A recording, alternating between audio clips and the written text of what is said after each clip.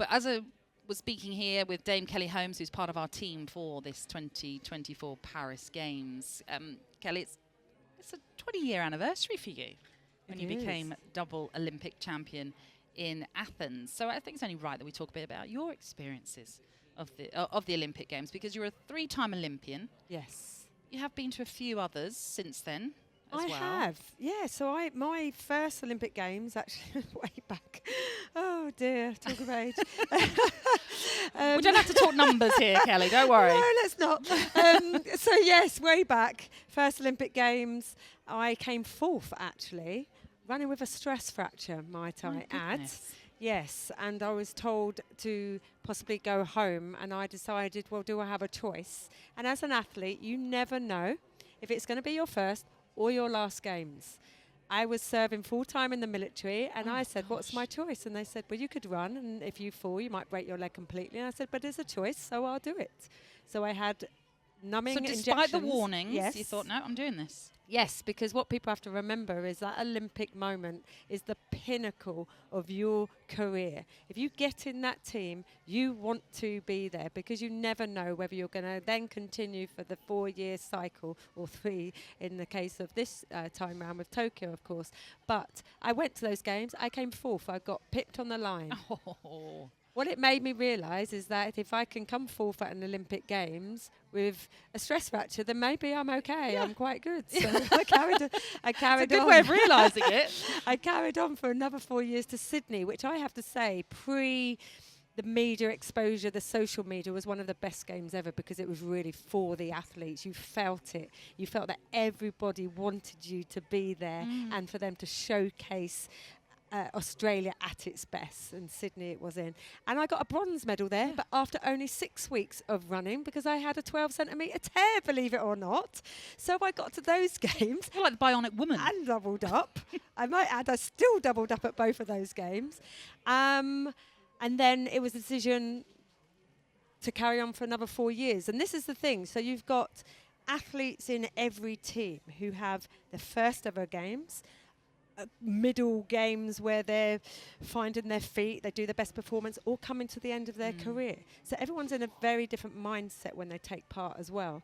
I believed my last Games at the age of 34 would be my last Games, but I also believed, as a lot of athletes do, that was my destiny at the time, my dream, since I was 14. So it took me 20 years to get that dream, but I did it with a bang. 2 gold medals.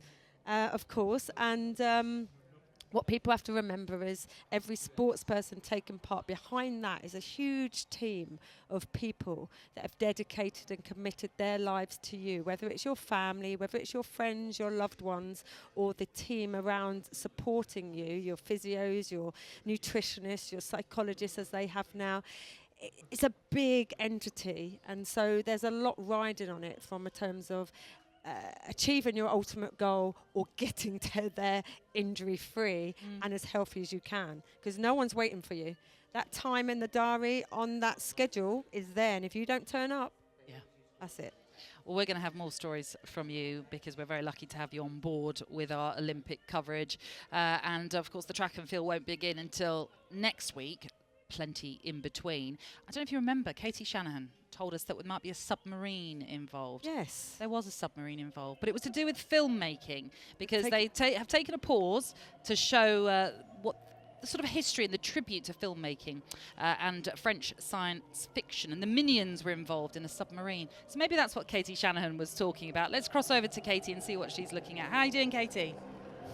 I'm very well, thanks. I mean, I'm very wet. I'm soaked. We are surrounded by brollies, but I can tell you've come to me at the best time, because you are currently listening, hopefully, in the background, to a performance by Axel Sensakel in the choir in front of me. I can currently see about 70 women on the bridge of Pointe Alexandre here in Paris. We've got boats riding past, and they're all about singing the French national anthem. Now, this sequence, which is actually called Sisterhood, features the flag and the national anthem of France. Its original staging gives this ceremonial moment, really, adding to the drama, and it actually brings it all back to the symbol of unification and a call to pay tribute to the women of France's history, which is why they're all lined up on the bridge. it, It's really Katie? a moment for sisterhood, and as you can just see, the 10 statues are dedicated to giving the spotlight to 10 illustrious women who have made French history, and this is the moment that they're all kind of coming together by, really. So it's a special moment, actually, and you just come to me at the best possible time, because it is honestly about 20 metres in front of me, all of these women lined up on the top of the bridge, and we've got the national anthem and the flag being sung up on the Grand Palais, and it's quite a beautiful moment here at the opening ceremony, guys. But I suppose what we're also seeing is everyone on the right-hand side of the River Seine is currently cheering on all the athletes going past. Team GB will be passing us shortly. But I suppose it's a wonderful moment, but at the same time, we are getting absolutely drenched under all of this. So, Natalie, this is the moment of sisterhood, and they are currently singing the national anthem with the flag demonstrated in the costumes of dress from the women in front of me now. Well, fabulous timing. Not so brilliant with the weather, unfortunately, Katie. Stay as dry as you can. Now, if you go back to Paris in 1904, which, of course, let me say this again. When the Olympics first visited Paris, there was only 22 women that participated in those games. Fast forward to now, 50%. It's half and half, isn't it? It's amazing. I mean, that was a great moment, as you say. They're talking about sisterhood and they're showcasing women. And I think that is so special for this Games, is to show it's the first Games ever that we've had 50% male-female participation. So again, we're moving with the times. We're getting back in line with what we should be doing. And I think it's a wonderful showcase.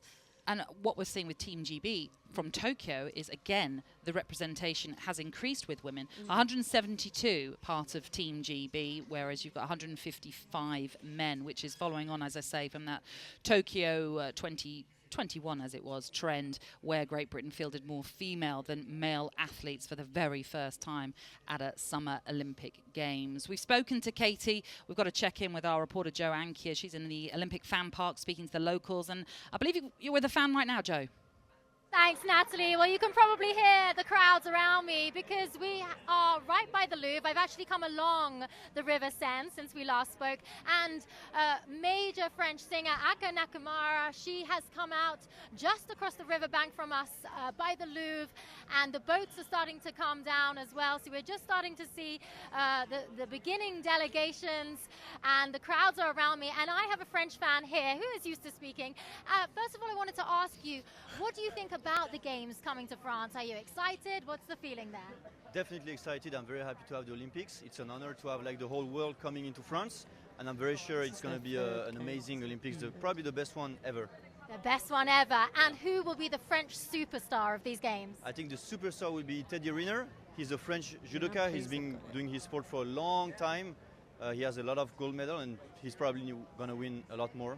Fantastic. Well, these gentlemen have kindly lent me their umbrella because it is still pouring with rain here, but that is not stopping us. The fans are still enjoying themselves. Back to you, Natalie. Yeah. Jo, thank you very much. I think we, in a way, have lucked out, haven't we? We're in the dry. Everybody else is very wet at the moment. It isn't, pun intended, dampening the spirits, though, because I think everyone is very much now embracing that we are on the verge of these games officially being launched, when that, obviously with the Olympic flame still to be lit, but we are still going through this sisterhood phase of this parade, and a number of heroines of French history being honoured, as we are seeing with these gold statues that are wonderfully being elevated, from on the banks of the River Seine, all in tribute to them. We'll continue to bring you what is happening at this Paris parade, because it is unusual, it is different, it's something we've not seen before, with it being staged along the River Seine and on the River Seine, with the boats of all the nations being transported down to the Trocadero, which is where all the formalities will then happen. We'll hear from President Macron, for example. We'll also hear the pledge that the Olympians make ahead of these games getting officially underway. So there's plenty still to come in what is going to be a fabulous 2.5 weeks of sporting greatness. You won't miss a thing with us here on talkSPORT.